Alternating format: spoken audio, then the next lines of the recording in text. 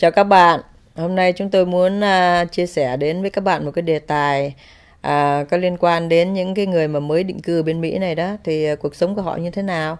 Thì bây giờ các bạn nghe tôi và con trai của tôi kể một câu chuyện như thế này nha các bạn. Hôm nay con mới đi chợ Walmart và đi thay nhớt xe đó.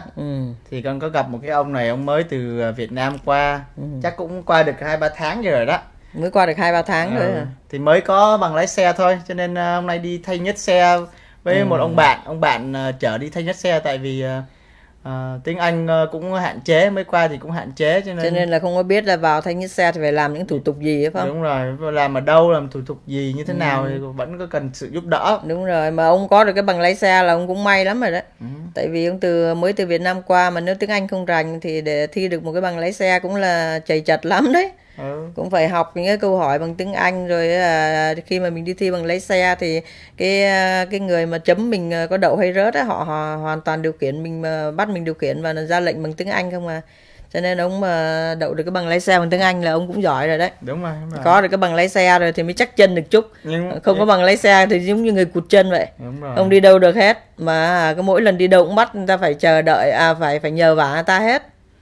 Rồi sao ông chia sẻ với ông bạn ông như thế nào? Thì ông bế tắc, ông bị bế tắc tại vì có rất là nhiều cú sốc mà đã xảy ra cho ông khi ông mới bước chân qua nước Mỹ này. Thì cái điều đầu tiên mà làm cho ông bỡ ngỡ, cái sốc là cái sự Mỹ này nó không có phải chứ mà dễ kiếm việc, nhưng mà tùy theo tình trạng của mỗi người. Đúng rồi, nhưng mà ông nói như vậy, ông này ông lại trình lại như vậy thôi. Ông nói như vậy hả? Ông nói với cái bạn ông là như thế hả? Đúng vậy. Nhưng mà ông hồi xưa ở bên Việt Nam ông làm cái gì? Ông này là hồi xưa Việt Nam là chủ vựa. Ông nói là tôi Việt Nam tôi làm chủ vựa trái cây ở miền Tây. Đó, ông nói vậy đó, ông là chủ vựa miền Tây. Bán trái cây, buôn bán trái cây thì chắc là buôn bán trái cây từ miền Tây với liên hệ với các tỉnh miền Nam luôn hả? Đúng rồi. Đang làm chủ vựa thì bên trái cây mà chủ vựa lớn thì chắc là có tiền nhiều. Thì chắc cũng rất là khá, cho nên nhưng mà ông sang bên Mỹ này theo cái diện gì? Không có nói rõ, nhưng mà ông có nói với ông bạn rằng ông ở vùng quê, vùng miền Tây á, thì có những cái công ty mà họ đi rao cho tất cả bà con ở đó mà có tiền bạc á, nói là nếu mà cho bao nhiêu số tiền nào đó thì họ sẽ lo từ A đến Z để qua bên nước Mỹ này. Tức là đóng cho họ một số tiền là bao nhiêu đó thì họ có thể lo cho mình đi lao động bên nước Mỹ này, phải không? Đúng vậy. Thì qua bên Mỹ này làm việc. Qua bên nước Mỹ này có thẻ xanh để qua nước Mỹ này.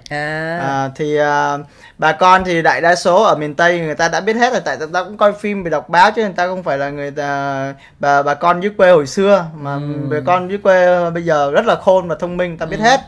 Cho nên nhiều người đã cảnh cáo, đã nói là cái này chắc nguy hiểm, với đáng sợ, đáng lo, là vì tức là không an toàn, không an toàn, mình mang số tiền lớn ra. Đúng để rồi. Nộp cho công ty đó họ lo, phải không? Tại vì đâu có biết công ty này là công ty ma, là công ty thật. Thì bà con cũng nói với ông rất nhiều là đừng có qua, đừng bị lừa hết. Nhưng mà ông nói là cái cơ hội này là cái cơ hội ngàn năm một thuở, ông phải nhất định ông làm để mà ông qua Mỹ để mà ông phát triển cái đời sống của ông. Với ông có biết đâu được, qua Mỹ rồi cái đời nó sẽ nở hoa thêm, sao biết được. Tại bây giờ là ông mới cố sức mình gom góp tiền bạc để nộp cho công ty đó, rồi họ lo cho qua, phải không? Đúng rồi. Thì cuối cùng thì ông cũng qua được, đúng không? Đúng rồi, cuối cùng thì mà cũng qua cùng một mình ông hay là qua với vợ con? Có vợ và con nữa. Vậy là qua hết cả gia đình luôn. Qua hết cả gia đình luôn. Thì bà con bên đó cũng thấy bất ngờ, ngạc nhiên là ông qua được, thì ông cũng rất là vui, là không ngờ ông có thể qua được mà cái công ty này lại đáng tin cậy như vậy. Trong khi đó rất là nhiều bà con ở nơi đó đã bị lừa rồi, đã bị gạt rồi. Cho nên vậy mà ông cũng rất là liều mạng, ông qua. Nhưng mà ông nghĩ như thế nào ông qua? Ông muốn qua bên Mỹ này để ông kinh doanh, ông làm ăn á, để ông có thể phất lên hơn bên đúng Việt rồi Nam, thì mong sao có một cái cơ hội để mình làm ăn phát triển hơn. Tại vì bên Mỹ này dù sao nó cũng là cái nơi mà rất là dễ để mình phát triển và mình có thể làm giàu được. Rất là nhiều người nào mà chịu khó và bỏ ra thời gian và họ có trí thông minh thì họ sẽ thành công ở nước Mỹ này thôi. Nhưng mà ông qua đây rồi sao? Ông đã qua được mấy tháng rồi, ông làm ăn cái gì? Ông bây giờ cái cú sốc đầu tiên là cái sự hạn chế tiếng Anh của ông thì không có đủ trình độ để mà kiếm được một cái việc làm bây giờ. Thì thật sự là muốn làm thì ông cũng có thể làm được những nghề nail, thì nail hái ra tiền được mà. Nhưng mà ông đâu có muốn làm nghề nail, đang làm chủ vựa, đang sai. Đúng rồi.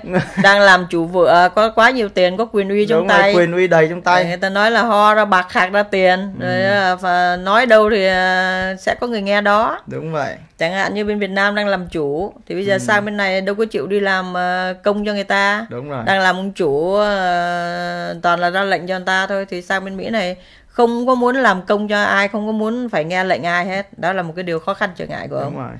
Điều thứ gì là tiếng Anh không rành thì làm sao mà ông có thể mở một cái business lớn, ông làm ăn được, để mà ông điều khiển một cái business được. Thì phải không? Ông cũng nghĩ là ông cũng nghĩ về cái ngành nail, ông cũng có thể làm chủ để ông kiếm được rất là nhiều tiền. Nhưng mà vấn đề ở đây là nếu mà cái ngành nail này cũng đâu có phải là mẹ muốn vô là vô, hay là mẹ muốn làm là làm, mẹ cũng phải có cái bằng. Đúng. Thứ nhất là bắt đầu bằng cái bằng, mà cái bằng là sao, là mình phải làm. Thì ở bên Mỹ này cái gì cũng biết phải bằng hết á. Đúng rồi. Lái xe cũng phải có bằng này, làm móng chân móng tay tức là làm nail cũng phải có bằng. Đúng rồi, phải cắt có bằng. tóc cũng phải có bằng. Đúng vậy. Rồi đi nấu ăn á, là làm food service á, cũng phải có bằng. Mà bằng nào cũng phải học vài tháng mới lấy được bằng. Đúng rồi.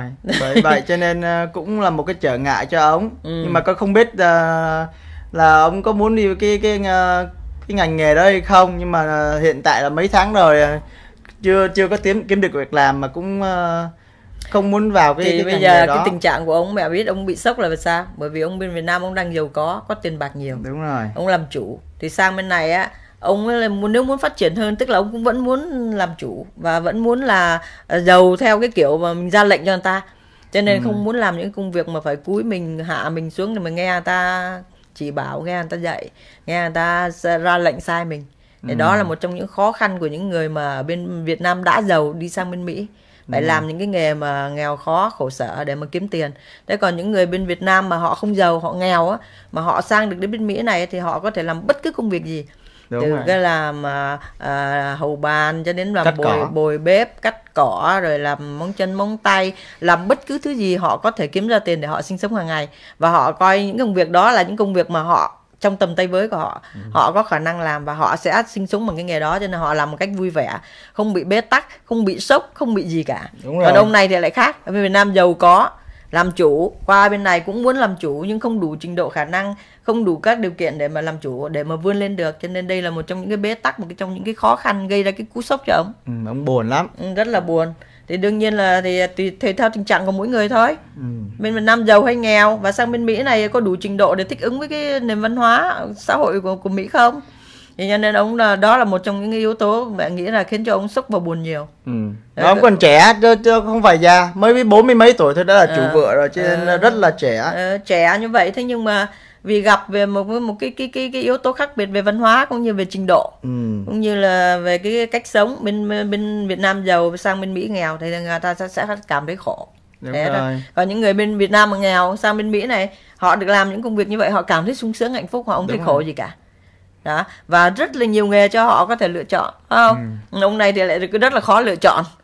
Giờ ông phải muốn vươn lên được ở bên Mỹ này và muốn làm chủ như ở bên Việt Nam thì ông phải có tiếng Anh giỏi, phải có trình độ khả năng và phải biết đủ khả năng để mà cạnh tranh với những cái business khác.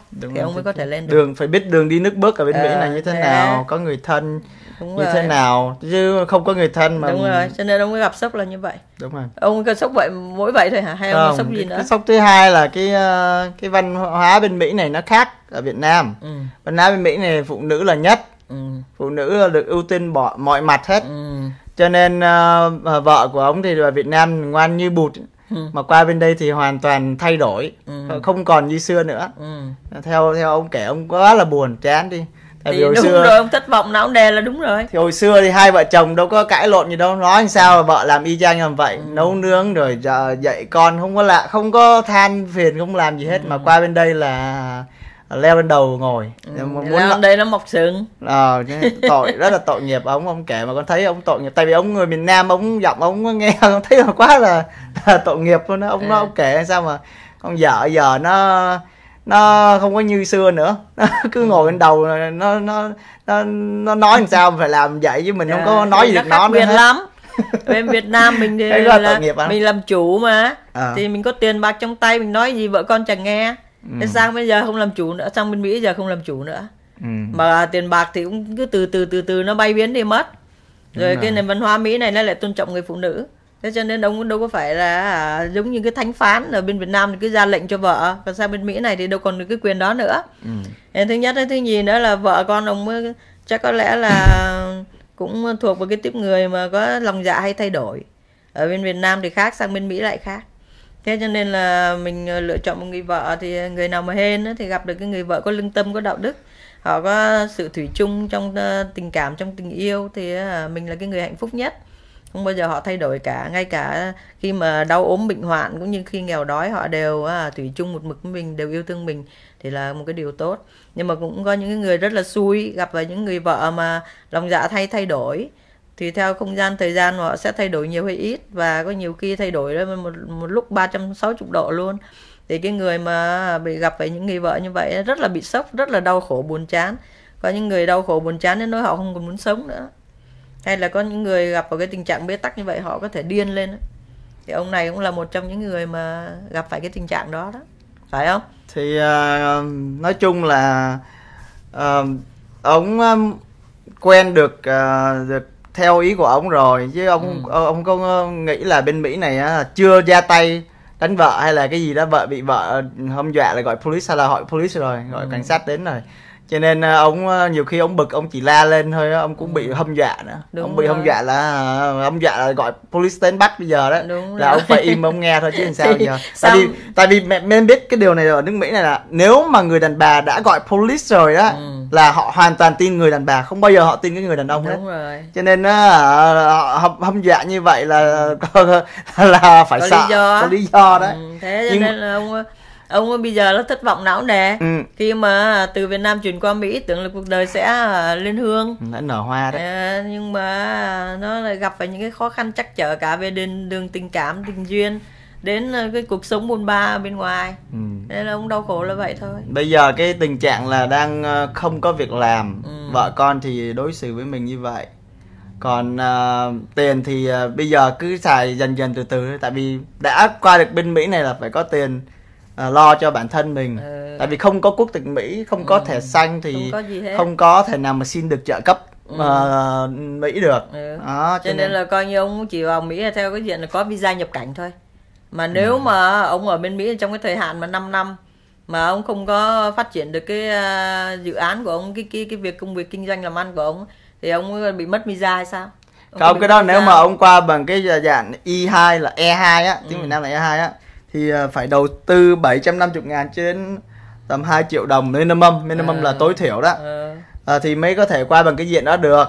Cái diện đó thì nếu mà trong vòng 5-6 năm đó mà không có phát triển được cái ngành nghề mình mà đầu tư á, thì mình mới phải về nước. Còn ông này thì có không biết qua bằng diện gì đấy, không biết qua bằng diện gì. Tại vì nếu mà ông đã có nhiều cái số tiền nhiều như vậy á, thì con nghĩ là ông sẽ có đủ cái connection, đủ cái mối quan hệ đó để mà có được sự giúp đỡ nào đó. Con nghĩ như vậy, con không nghĩ một người mà kiếm được bạc tỷ ở Việt Nam như vậy mà 100 tỷ chứ hả? Bao nhiêu tỷ Việt Nam? Được triệu đi, bạc triệu đô đi. Như vậy mà lại không có mối quan hệ để mà giúp ông. Chắc chắn phải có mối quan hệ nào đó.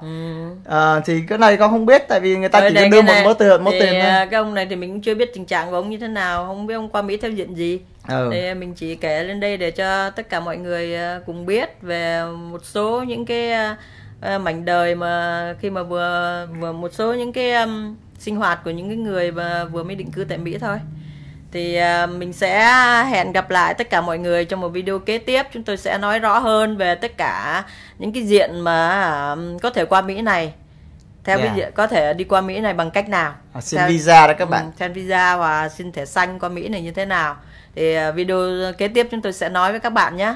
Cảm ơn các bạn đã theo dõi Kaden Channel từ đầu cho đến cuối nhé. Xin chào tạm biệt các bạn và hẹn gặp lại các bạn trong những video kế tiếp. Ok, bye các bạn. Chào các bạn, mình là Ân. Cảm ơn các bạn đã theo dõi video của mình nhé. Nếu các bạn muốn xem video của mình ra về sau này, mong các bạn nhấn nút subscribe ở dưới nút màu đỏ đấy các bạn. Tạm biệt các bạn.